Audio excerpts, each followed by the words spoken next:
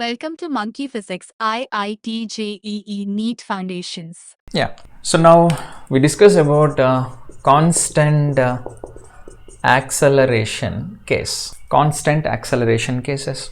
So in this case, let us start with the definition. So a vehicle is moving with a velocity u at some position xi, initial it represents t equivalent to 0. Now after traveling for some distance from here to here, and this position we can call it as final position. When you observe its velocity v, now for this it took time t. Now how do you define acceleration? A is equivalent to change in velocity upon time, right? Now at is equivalent to v minus u and v is equivalent to u plus at. This is the first equation of motion. With the help of definition of the acceleration, we have derived this expression for velocity at any time t. Now from this, when you write the relation between the displacement and the position, look at here, displacement is equivalent to average velocity into time. So why? Because velocity keep on changing, and that change is also make it as a constant. Constantly it is changing. So in that case, acceleration is constant. Average velocity can be written as u plus v by 2. Now this is nothing but average velocity, and we know displacement is average velocity into time. I told you. Now the displacement is equivalent to u plus v. What about the v expression from this? U plus at upon 2 into t. Now displacement is equivalent to, it's a 2u plus at by 2 into t. Now displacement is equivalent, when you divide and multiply with t, ut plus half a t square. This is a second equation of motion we can call. Now we know clearly this is a displacement. Displacement is how much? A final position minus initial position, isn't it, in a particular time t. So this can be written as final position minus initial position is equivalent to ut plus half a t square. Now final position is given as initial position plus ut plus half a t square. This is what? This is regarding the final position expression, and this is regarding displacement expression. Okay, yeah, be clear. And whenever they ask us to find out the distance, don't use this formula. This is not for finding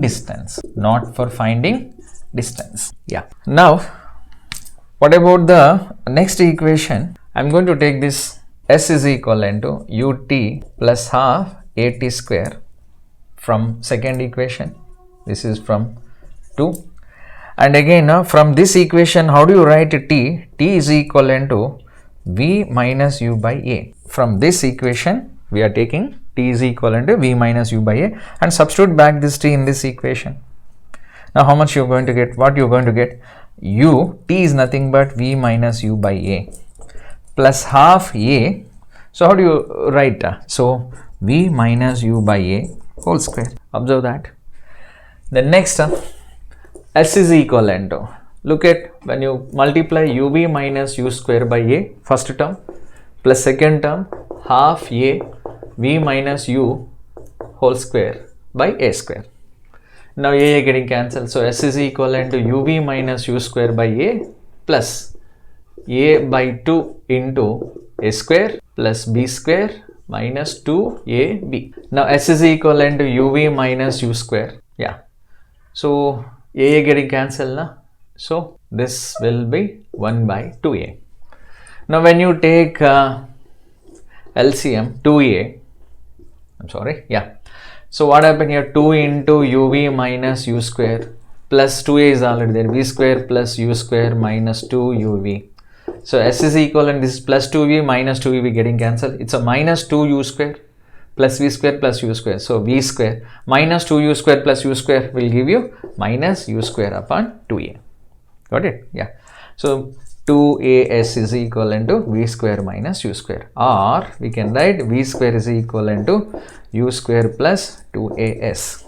And again I am reminding you, so this is nothing but displacement. It is not the distance. Okay, it is not the distance.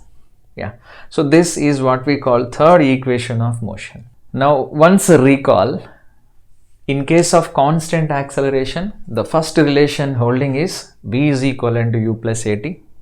And observe clearly, this is also, we can take it as a relation connecting the displacements and the velocities. And the second one is this, displacement is ut plus half at square, and the third one is v square is equivalent to u square plus 2as.